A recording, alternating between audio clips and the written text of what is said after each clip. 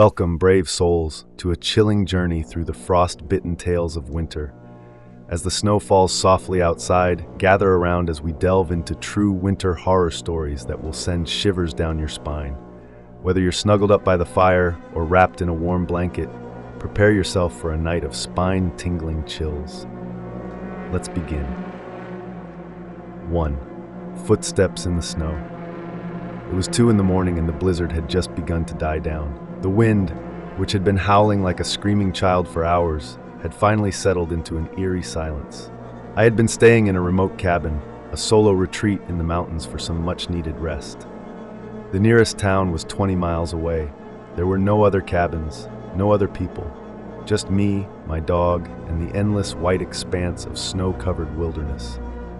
That night, I had fallen asleep early, exhausted from chopping wood for the fireplace. I don't remember dreaming. I just remember waking up to the sound of growling, a low, rumbling growl deep in the chest of my normally gentle Labrador. I opened my eyes, groggy, my breath visible in the freezing air of the cabin. My dog was standing at the door, his ears pricked forward, the fur on his back raised. I frowned. "What is it, boy?" He didn't look at me. He just kept staring at the door. I glanced at the clock. 2:17 a.m. The wind had completely died down. That was the first thing that struck me as wrong. After hours of violent howling, the world outside had gone dead silent.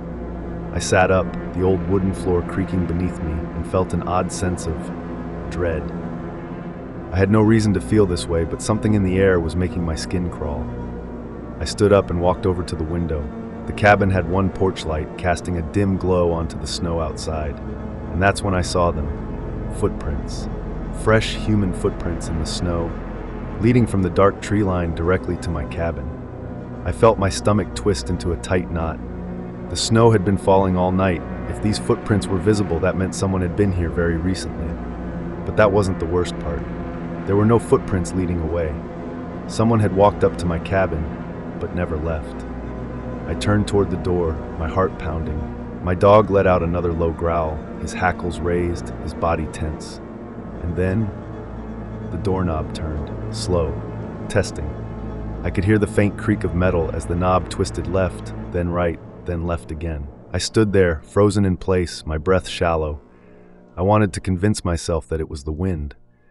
But the wind wasn't blowing. My phone was on the kitchen table. I moved toward it slowly, trying not to make a sound. My hands were shaking as I dialed 911. The operator picked up immediately.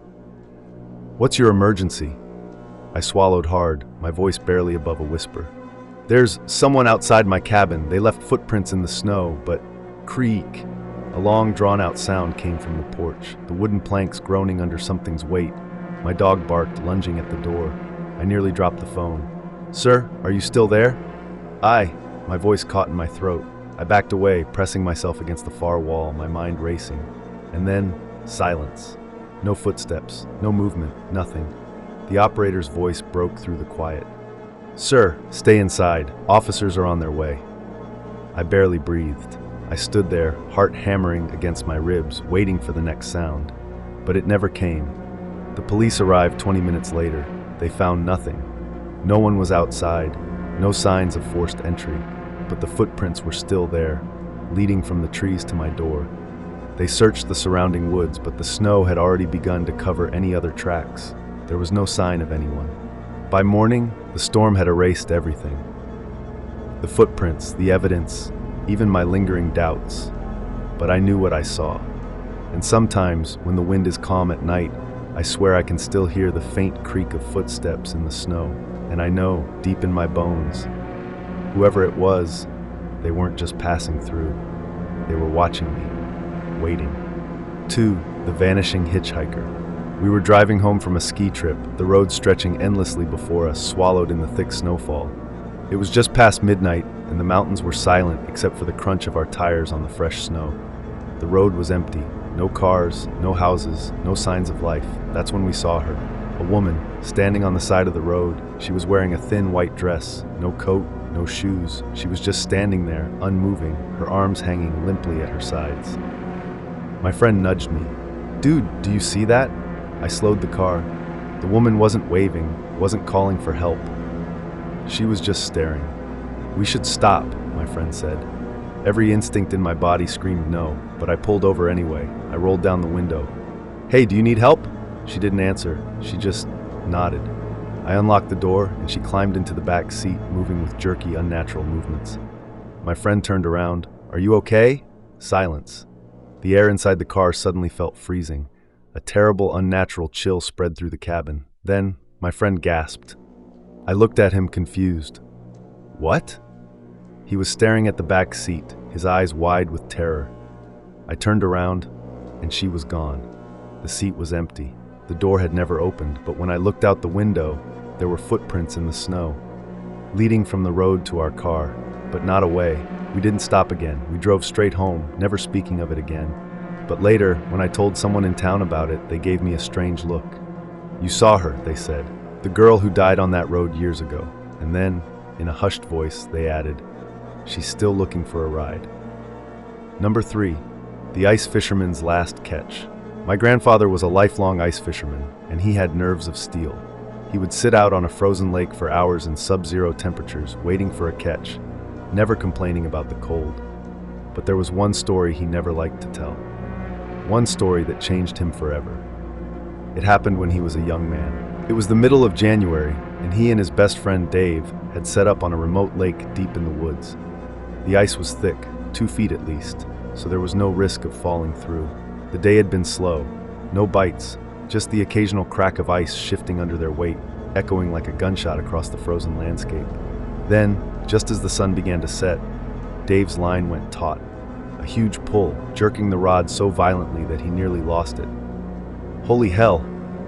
Dave muttered, gripping it tight. "It's a big one." He reeled it in, struggling, the tension on the line so strong it made the pole creak. Whatever was down there was fighting hard.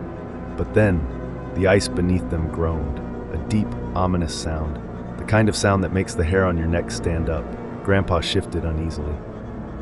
"Maybe you should let it go, Dave." "No way," Dave grunted, pulling harder. "This is the biggest thing I've ever hooked." The ice moaned again, louder this time. Then, snap! The fishing rod broke in half. Dave fell backward, landing hard on the ice. He let out a sharp breath, staring at the broken rod in disbelief. Grandpa reached out a hand to help him up, and then Dave screamed. His body jerked forward, as if something had grabbed his leg. His face contorted in terror as he clawed at the ice, his fingernails scraping against it. "Help me!" he shrieked. Grandpa lunged, grabbing his arm, pulling with all his strength. But something on the other end was pulling harder, something under the ice. For one brief, horrifying moment, Grandpa swore he saw a hand, a pale, skeletal hand, reaching up from beneath the ice, fingers wrapped around Dave's ankle. Then, Dave was gone, yanked down into the freezing water with a sickening splash. The hole in the ice was small, barely big enough for his body to fit through. There was no way he could have gone under so fast unless something pulled him. Grandpa scrambled to the hole, screaming his friend's name. The water beneath the ice was black, still, empty. There was no thrashing, no bubbles, no sign of Dave. The rescue team searched for weeks. They never found a body. Dave had simply disappeared. For the rest of his life, my grandfather refused to go ice fishing again. And sometimes on cold winter nights, he would stare out at the frozen lake behind his house, his face pale and grim. Because he swore, if you stood on that ice alone, late at night, and listened carefully, you could hear tapping beneath your feet. A slow, deliberate knocking from under the ice, like something was trying to get out, or worse, trying to pull someone else in. Thank you for joining us on this frosty adventure into the unknown. If these stories left you with goosebumps, don't forget to like, subscribe, and share your own winter horror tales in the comments below. Until next time, stay warm, and remember, not all stories are meant to be told by the firelight. Good night, if you dare.